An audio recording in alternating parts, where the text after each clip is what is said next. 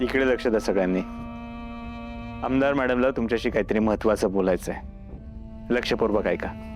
Madam नमस्कार. तुम्ही सगळे मला ओळखतातच. तुमची कामं व्हावी म्हणून मी कायम धडपडत असते. पण जेव्हा मला कळलं माझी जागा दुसरंच कुणीतरी चालवतंय, तेव्हा खरं तर मला राग आला. पण आत्ता मला जाणवतंय मी बाबांची आधी ओळख करून घ्यायला हवी होती. ती न करताच मी त्यांच्याविषयी मतं बनवली. पण जेव्हा त्यांच्याशी बोलले तेव्हा मला कळलं ही कुणी सामान्य व्यक्ती नाहीये. हा साक्षात देवाचा अवतार आहे.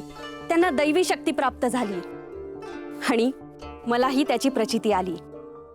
म्हणूनच मी कायमस्वरूपी बाबांची शिष्या बनायचं ठरवलं आहे.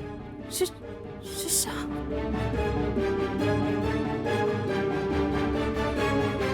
बाबांच्या बाबतीत जे जे कामं असतील ते मी सेवाभावाने करणार.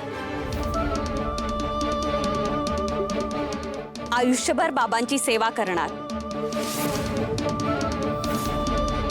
बोला, देव माणसाचा, देव माणसाचा, जय जयकार असो, देव माणसाचा, जय जयकार असो, देव माणसाचा, जय जयकार असो.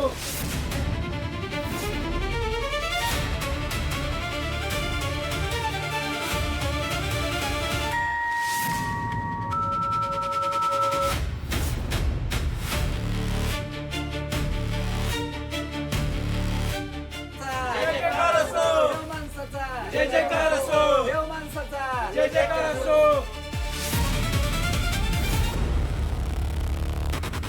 मॅडम जरा तुमच्याशी बोलायचं.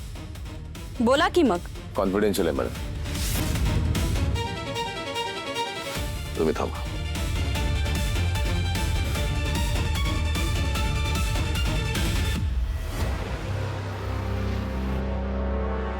बोला इन्स्पेक्टर.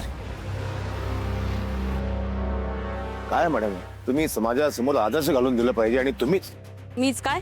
तुम्ही त्याच्या पाया पडताय ना. तुम्हाला माहिती आहे हा भोंदू आहे, हा फसवा आहे, हा खोटा आहे. याने भक्तीचा बाजार मांडलाय मॅ.